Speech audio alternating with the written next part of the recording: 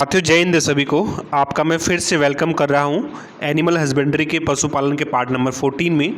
Discuss करेंगे आज हम बचे हुए जो हमारी जो सीरीज चलाई हुई है पशुओं में होने वाले रोग, उनका उपचार और उनके लक्षण, उसके पार्ट 2 को डिस्कस करेंगे। कैटल्स में कौन कौन से डिजीजेज होती हैं, उनका क्या ट्रीटमेंट है, उनके क्या सिम्टम्स होते हैं, उनको सबको डिस्कस करेंगे। पिछले वीडियो में पहले पार्ट में आपको कुछ अदर डिजीजेज के बारे में मैंने वहाँ पर बताया था, और जो बाकी बची हुई हैं, जितनी भी बची हुई डिजीज़ हैं उनको हम आज यहाँ पे डिस्कस करेंगे। तो अगर वीडियो थोड़ा सा लंबा हुआ तो थोड़ा धैर्य धरें, ध्यान से वीडियो देखें। इनका पीडीएफ आप नीचे टेलीग्राम चैनल से वहाँ से डाउनलोड कर सकते हैं, व्हाट्सएप ग्रुप का लिंक दिया है वहाँ से आप डाउनलोड कर सकते हैं, और पहले पार्ट का लिंक भी मैं नीचे दे दूँगा, उससे आप वहाँ से देख सकते हैं। इसके अलावा अगर आप मुझे फेसबुक पर फॉलो करना चाहते हैं तो नीचे आईडी दी हुई है, फेसबुक मेरी प्रोफाइल दे रखी है। अगर आप इंस्टाग्राम पे मुझसे जुड़ना चाहते हैं तो वहाँ पे भी आपको ज़रूरी पीडीएफ प्रोवाइड हो जाती हैं। चलिए स्टार्ट करते हैं आज का वीडियो।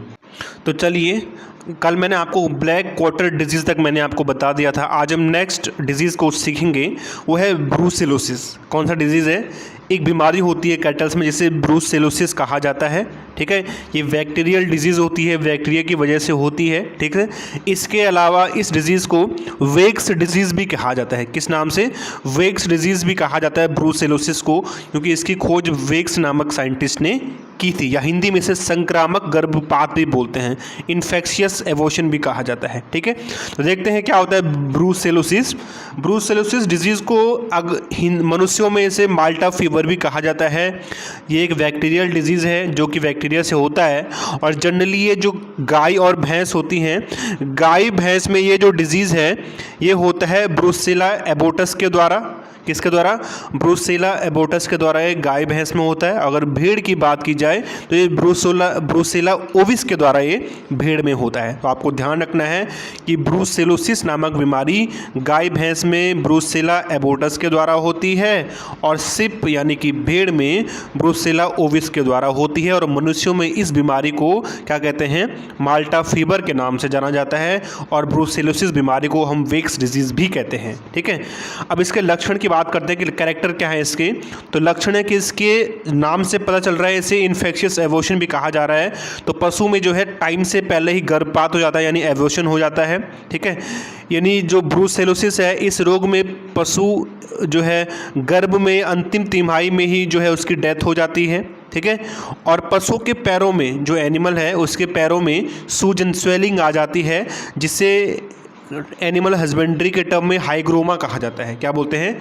हाइग्रोमा कहते हैं। तो कोई पूछे हाइग्रोमा क्या होता है, तो पशुओं के पैर में सूजन आने की जो प्रोसेस होती है उसको हम हाइग्रोमा कहते हैं। और हाइग्रोमा प्रोसेस किसकी पहचान है?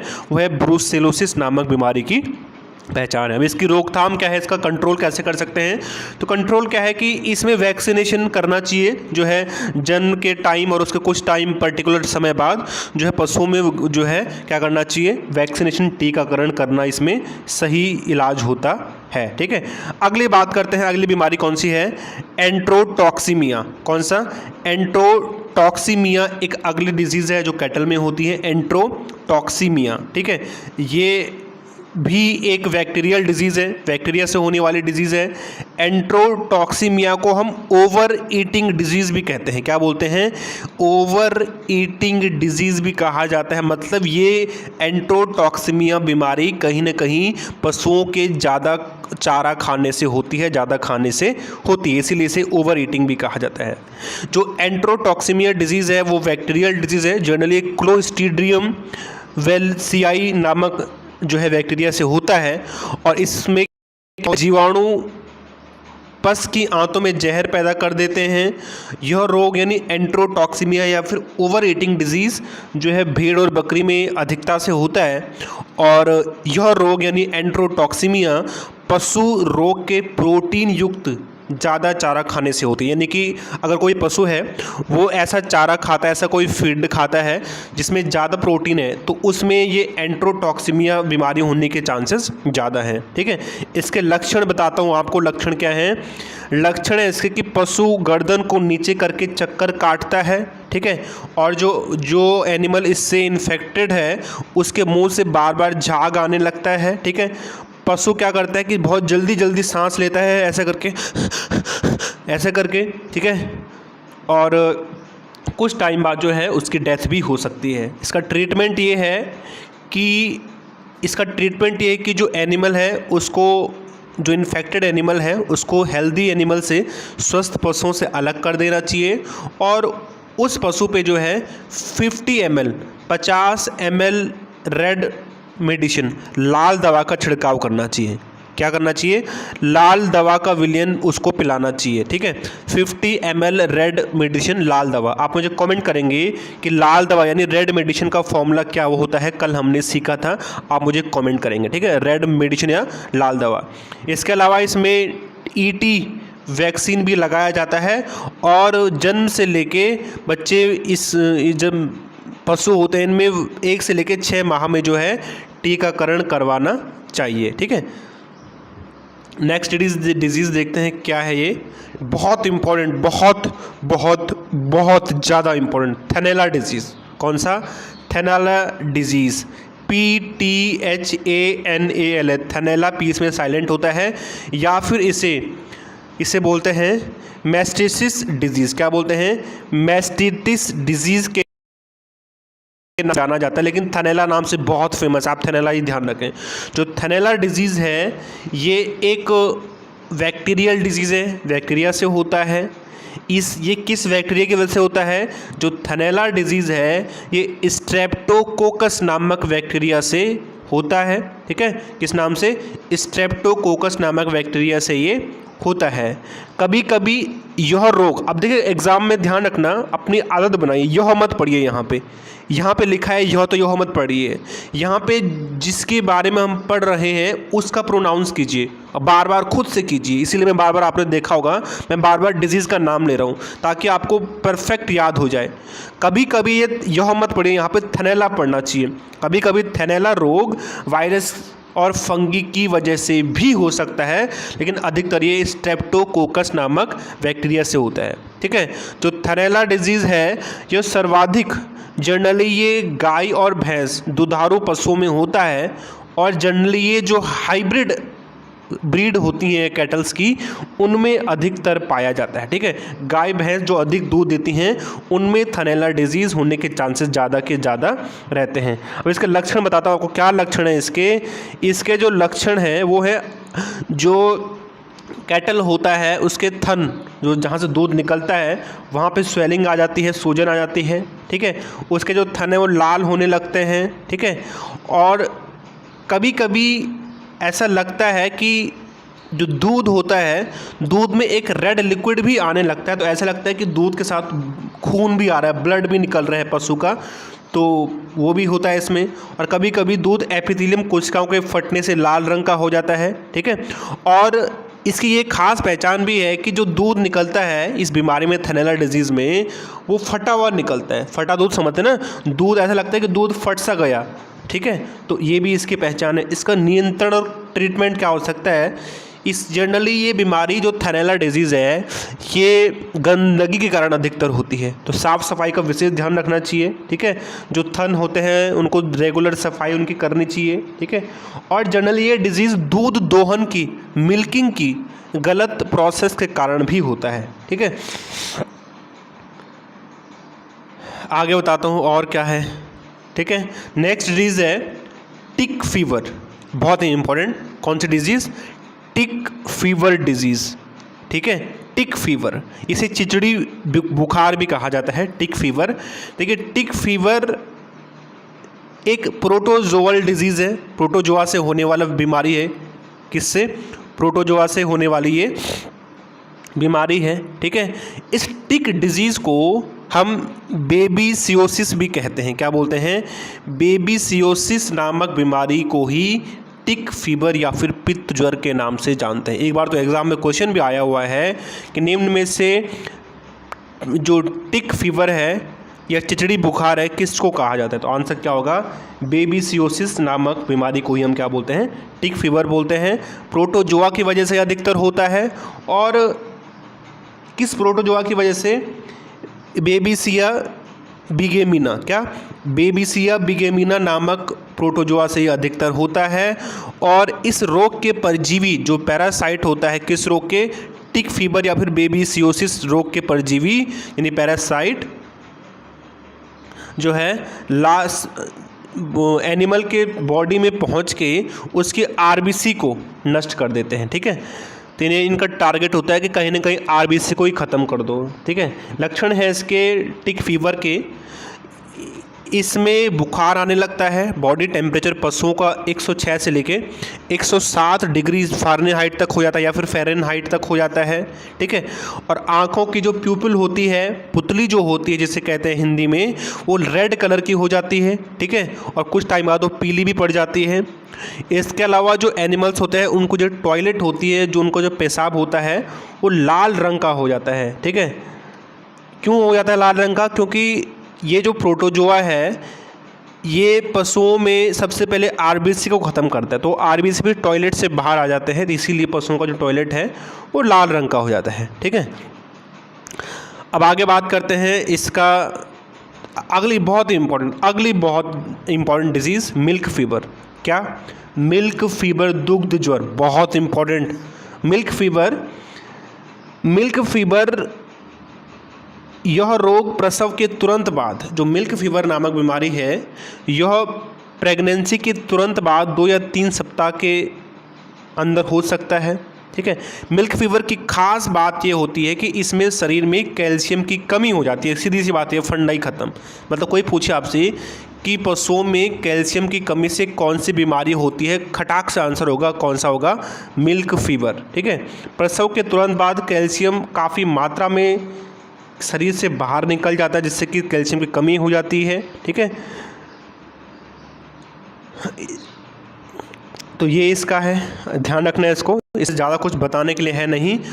मिल्क फीवर यानी दुग्ध ज्वर नामक बीमारी पशुओं में कैल्शियम की कमी के कारण होती है और जनरली ये प्रेगनेंसी के प्रसव के तुरंत बाद 2 या 3 सप्ताह के अंदर हो सकती है। ठीक है, कैल्शियम बहुत मात्रा में बाहर निकल जाता है, जिससे शरीर में कैल्शियम की कमी हो जाती है। ठीक है, लक्षण क्या है इसके? लक्षण ये है कि इसकी जो मिल्क फीवर है इससे पशु के सिर व पैरों में अकड़न से आ जाती है। ठीक है, पशु बार बार जीभ बाहर निकालता है। ठीक है, पशु खड़ा होने में असहाय से महसूस करता है, खड़ा नहीं हो पाता, बार बार बैठने की कोशिश करता है। ठीक है, और बहुत ही जल्द अगर इसका ट्रीटमेंट नहीं हुआ तो 12 से लेकर 20 घंटों के अंदर, यहाँ पे 24 लिखा है, इसकी डेथ भी हो सकती है पशु की। ठीक है, उपचार क्या है इसका? ट्रीटमेंट क्या है? जो मिल्क फीवर नामक डिजीज़ है इसमें कैल्शियम बोरोग्लूकोनेट, क्या? कैल्शियम बोरोग्लूकोनेट नामक दवाई देनी चाहिए। ठीक है, ये इसका मेन ट्रीटमेंट है। इसके अलावा पशु को कैल्शियम और मैग्नीशियम का सॉल्यूशन भी घड़ी घड़ी देना चाहिए और पशुओं में जो है विटामिन डी का ऐसा कोई सोर्स, ऐसा चारा उनको खिलाना चाहिए। Okay, next ketosis. क्या? कीटोसिस या फिर कीटोसिस को हम हाइपोग्लाइसीमिया भी बोलते हैं। क्या? हाइपोग्लाइसीमिया। हाइपो का मतलब होता है लो, लो बोले तो कमी। क्या? कमी। सुना है ना, मेरा गुस्सा वो बहुत हाइपर हो गया, सुना होगा आपने, हाइपर। तो हाइपर मतलब ज़्यादा, जब गुस्सा ज़्यादा हो जाता है तब इंसान हाइपर होता है, और हाइपो मतलब जब कमी हो जाती है। तो कीटोसिस को ही हम क्या बोलते हैं? हाइपोग्लाइसीमिया बोलते हैं। मतलब इसमें किसी चीज़ की कमी हो रही होगी। अब देखते हैं किसी कमी, यह ना तो बैक्टीरिया की वजह से, ना वायरस की वजह से, ना फिर किसी फंगी की वजह से होता है। ये एक मेटाबॉलिक डिजीज़ है। जब मेटाबॉलिज्म में, डाइजेशन में कुछ गड़बड़ी हो जाती है तब कीटोसिस या फिर हाइपोग्लाइसीमिया नामक डिजीज़ पशुओं में होता है। यह रोग अधिक दूध देने वाली गाय और भैंसों में होता है। ठीक है, यह रोग, यह नहीं हाइपोग्लाइसीमिया पढ़ना है, क्या पढ़ना है? कीटोसिस या फिर हाइपोग्लाइसीमिया कार्बोहाइड्रेट व वोलेटाइल फैटी एसिड के उपापचय में गड़बड़ी के कारण पशुओं के पेशाब में क्या होता है? कीटोसिस या हाइपोग्लाइसीमिया। जब पशुओं के टॉयलेट में कीटोन बॉडीज़ आने लगती हैं तो इसी को हम हाइपोग्लाइसीमिया कहते हैं। क्या बोलते हैं? हाइपोग्लाइसीमिया बोलते हैं। ठीक है, जब पशुओं की टॉयलेट में कीटोन बॉडीज़ निकलने लगे तो इसी रोग को हम क्या बोलते हैं? हाइपोग्लाइसीमिया बोलते हैं। ये जनरली दूध देने वाले पशुओं जैसे गाय भैंस में मिलता है। ठीक है, कार्बोहाइड्रेट के ढंग से डाइजेशन ना होने के कारण ऐसा हो सकता है। लक्षण हैं इसके कि पशु घास व चारा खाता है परंतु दाना नहीं खाता, वह बाद में सब कुछ खाना बंद कर देता है। पशु का शरीर कमज़ोर व वजन में वेट में कमी आने लगती है, ठीक है। और जो पशु है उसके दूध उत्पादन में मिल्क जो है वो कम देने लगता है। पशुओं के पेशाब व दूध में एसीटोन जो कीटोन बॉडीज़ है वो निकलने लगती है, ठीक है। तो इस तरह से होता है। नेक्स्ट देखो इसके ट्रीटमेंट क्या है। जो कीटोसिस डिजीज़ है या हाइपोग्लाइसीमिया है, इसके उपचार क्या है। पहला है कि पशुओं को ग्लूकोज की डोज देनी चाहिए, क्योंकि पशुओं में ग्लूकोज की मात्रा कम हो जाती है हाइपोग्लाइसीमिया में, तो पशुओं को ग्लूकोज की डोज देनी चाहिए, ठीक है। और पशु को टाइम टाइम में जो है गुड़ भी खिलाना चाहिए, गुड़, ताकि उसमें जो है ग्लूकोज की क्वांटिटी बढ़े, ठीक है। और सीधी सी बात यह है कि इसमें हमें पशुओं का जो ब्लड लेवल होता है उसमें ग्लूकोज की क्वांटिटी को बराबर करना होता है, तो ऐसी चीज़ें उसको खिलानी चाहिए जिसमें ग्लूकोज ज़्यादा हो, ठीक है। तो कीटोसिस या हाइपोग्लाइसीमिया में जनरली क्या होती है, ग्लूकोज की कमी हो जाती है और इसमें टॉयलेट से कीटोन बॉडीज़ निकलने लगती हैं, ठीक है। नेक्स्ट देखो, इसे बोलते हैं हम हाइपोमैग्नीसीमिया। क्या? हाइपोमैग्नीसीमिया टिटनी। इसे टिटनी डिजीज़ या फिर हाइपोमैग्नीसीमिया बोलते हैं, ठीक है। कहीं ना कहीं हाइपो का मतलब मैंने बताया था अभी कमी, और मैग्नीसीमियम मतलब मैग्नीशियम। तो हाइपोमैग्नीसीमिया नामक डिजीज़ या फिर इसे टिटनी डिजीज़ भी कहा जाता है, ये पशुओं में मैग्नीशियम की कमी के कारण होता है। किसके कारण? पशुओं में मैग्नीशियम की कमी के कारण होता है। आप मुझे कमेंट करेंगे कि पशुओं में कैल्शियम की कमी के कारण, पशुओं में कैल्शियम की कमी के कारण कौन सा डिजीज़ होता है, आप मुझे कमेंट करेंगे, ठीक है। जो हाइपोमैग्नीसीमिया है या फिर टिटनी डिजीज़ है, पशुओं में मैग्नीशियम की कमी के कारण होता है। ये एक मेटाबॉलिक डिजीज़ है, ना तो ये वायरस की वजह से ना ही बैक्टीरिया की वजह से होता है, ये मेटाबॉलिक डिजीज़ है। यह रोग उन पशुओं में अधिक होता है जो अधिक हरी घास पर ही निर्भर रहते हैं, क्योंकि हरी घास में मैग्नीशियम नहीं पाता, ठीक है। यह रोग गाय, भैंस, बकरी में अधिकता से होता है, ठीक है। यह रोग या यह नहीं हाइपोमैग्नीसीमिया, ठीक है। यह रोग प्रसव के बाद हो सकता है। थोड़ा मैं पानी पीता हूँ, वेट करें थोड़ा। यह रोग प्रेगनेंसी के बाद हो सकता है, ठीक है। और हमारे ब्लड में, हमारे नहीं पशुओं के ब्लड में, ठीक है, जब मैग्नीशियम का लेवल जो है लगभग 3 mm/kg तक हो जाता है, तो पशुओं में जो है मैग्नीशियम की कमी होने लगती है, ठीक है। इसी को हम क्या बोलते हैं? हाइपोमैग्नीसीमिया फिर टिटनी डिजीज़ कहते हैं। इसके लक्षण क्या हैं? कैल्शियम मैग्नीशियम का अनुपात, यानी पशुओं के बॉडी में कैल्शियम और मैग्नीशियम का अनुपात 70:1 का होता है। यहाँ पे देखिए कैल्शियम का रेशियो 70 और मैग्नीशियम कितना कम हो गया, 1, तो इसीलिए, ठीक है। जो कीटोसिस, जो टिटनी है या फिर हाइपोमैग्नीसीमिया है, इस रोग में पशु का शरीर जकड़ जाता है, ठीक है। पशु की इच्छा के बगैर ही मूत्र और गोबर निकलता है और पशु जमीन पर लेटकर बार बार पैर से पेट पर मारता है। ट्रीटमेंट ही है इसका कि पशुओं को जो है कैल्शियम मैग्नीशियम सल्फेट का घोल 20 से 30 ml पर सबकट के रूप में देना चाहिए, ठीक है। नेक्स्ट ट्रीटमेंट है, नेक्स्ट डिजीज़ है पाइका डिजीज़। कौन सा? पाइका डिजीज़ या फिर इसे एलोट्राइफेजिया बोलते हैं। पाइका डिजीज़ को ही एलोट्राइफेजिया नामक डिजीज़ भी कहा जाता है। पशु का अखाद्य पदार्थ खाना पाइका कहलाता है, यानी पशु का अखाद्य पदार्थ खाना पाइका कहलाता है, यानी जिनसे पशुओं को नहीं खाना चाहिए। अगर पशु उस खाने को खा दे तो उसको हम पाइका बोलते हैं। एग्जाम्पल के लिए आपने देखा होगा कई पशु जो है पॉलीथीन खाते रहते हैं, ठीक है, वो मिट्टी खाते रहते हैं, तो वो अपना गोबर खाते रहते हैं, तो वो उनका खाना नहीं है। तो ऐसे खाने को या ऐसे फूड को जब पशु खाते हैं तो इस बीमारी को हम पाइका कहते हैं, ठीक है। पशु का जो अखाद्य खाना, अखाद्य मतलब जिससे खाना नहीं चाहिए, जो खाने योग्य ना हो, उसको अखाद्य कहा जाता है।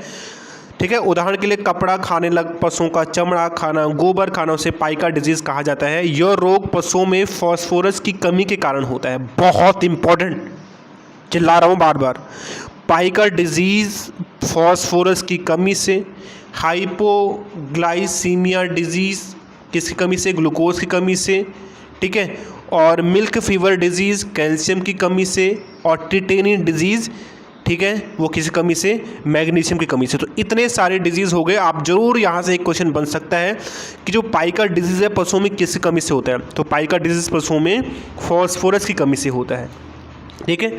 और जो पाइका डिजीज़ है कभी कभी यह रोग पेट में अधिक पैरासाइट की वजह से भी हो सकता है, ठीक है। उपचार क्या है इसका, ट्रीटमेंट, जो पाइका डिजीज़ है पशु को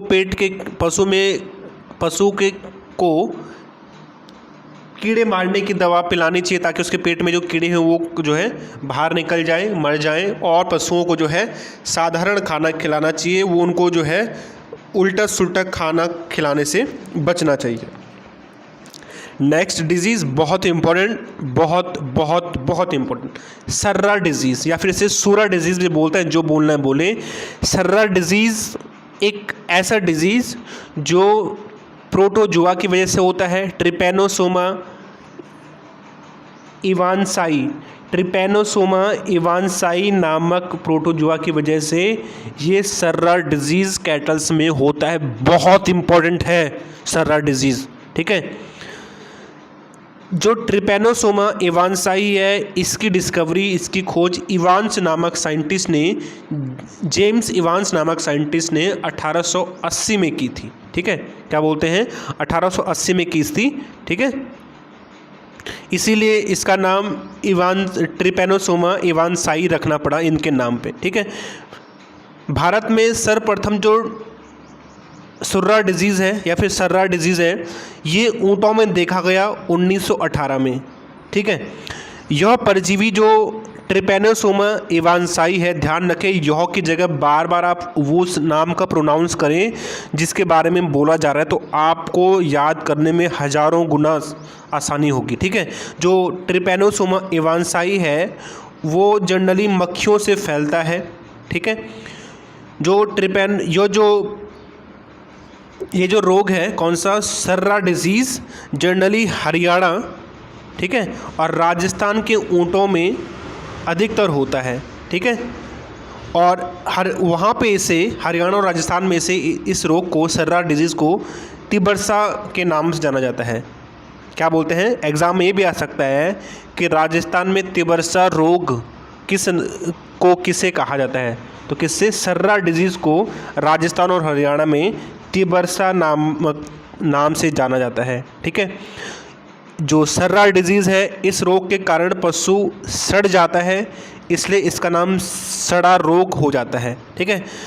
जो सर्रा डिजीज़ है अधिक गर्मी और आर्द्रता वाले क्षेत्रों में होता है, ठीक है। जनरली अगस्त से सितंबर के बीच में इस रोग का, सर्रा डिजीज़ का फैलने का खतरा ज़्यादा रहता है, ठीक है। इसके लक्षण क्या हैं, पशु को रुक रुक कर बुखार आता है। जो सर्रा डिजीज़ है इसका मेन लक्षण होता है कि पशु को बार बार और रुक रुक के बुखार आता है। टेम्परेचर शरीर का बढ़ जाता है, 106 डिग्री फ़ारेनहाइट के आसपास हो जाता है, ठीक है। यह कीटाणु ऊँट के रक्त की कोशिकाओं को नष्ट कर देता है, ठीक है। ये जो पैरासाइट होता है, जो परजीवी होता है, जिसे हमने क्या बोला, ट्रिपैनोसोमा इवांसाई बोला, वो क्या करता है कि ऊँट में जो बैक्टीरिया होते हैं उनको नष्ट कर देता है, ठीक है। तो तरह तरह की इसमें देख सकते हैं, बुखार के समय रक्त की स्लाइड बनने पर कीटाणु दिखाई पड़ते हैं, ठीक है।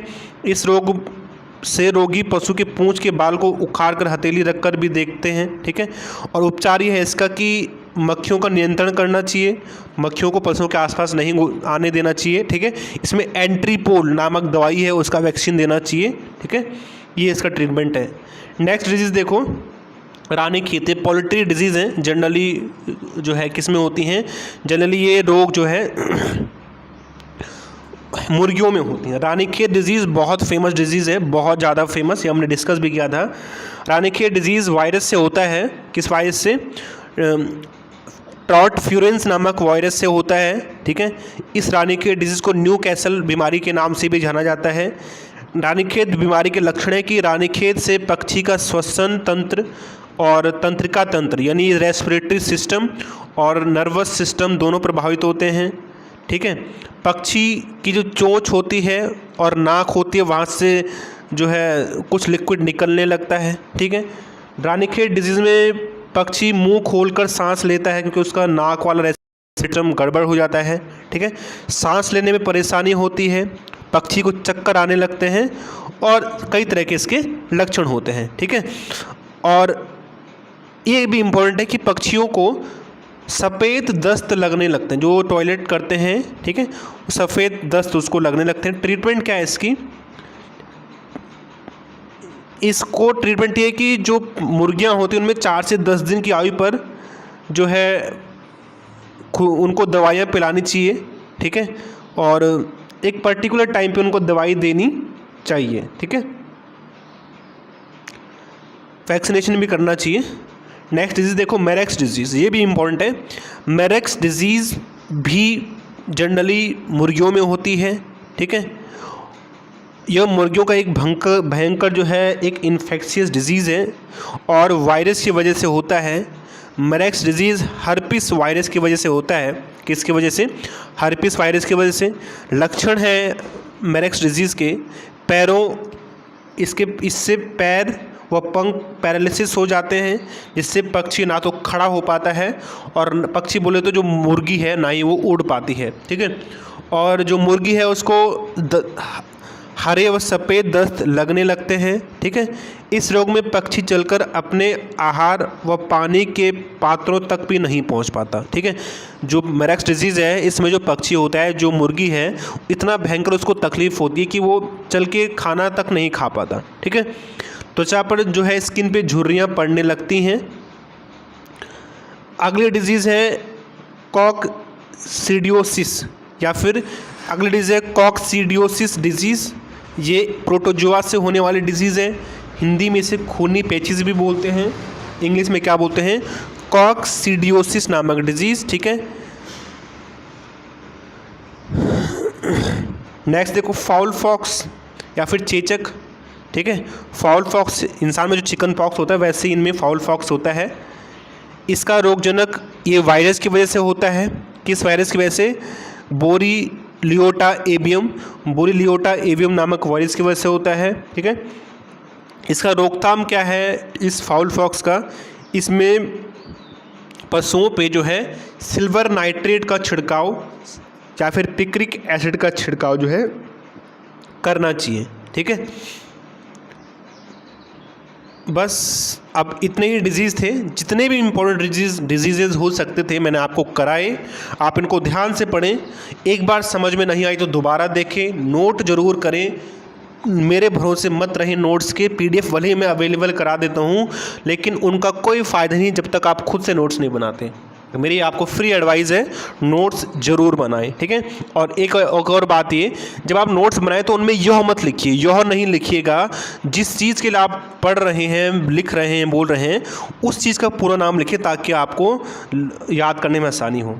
अब देखिए, मैंने आपको एक और लेके आया हूँ, कई बार ये भी पूछ देता है एग्ज़ाम में कि जो एनिमल्स होते हैं, कैटल्स होते हैं, उनमें वैक्सीनेशन का टाइम क्या होता है। ठीक है, तो जनरली कई तरह के वैक्सीन्स होते हैं। ठीक है, अगर मैं बात करूं जो FMD डिजीज़ है, फुट एंड माउथ डिजीज़, इसके लिए वैक्सीन का टाइम होता है अप्रैल से मई में, और जनरली 1 साल में 3 बार ये वैक्सीन लगाई जाती है। एंथ्रैक्स डिजीज़ मई से लेके जून में इसका वैक्सीनेशन का टाइम होता है और ये 1 साल में 1 बार लगाई जाती है।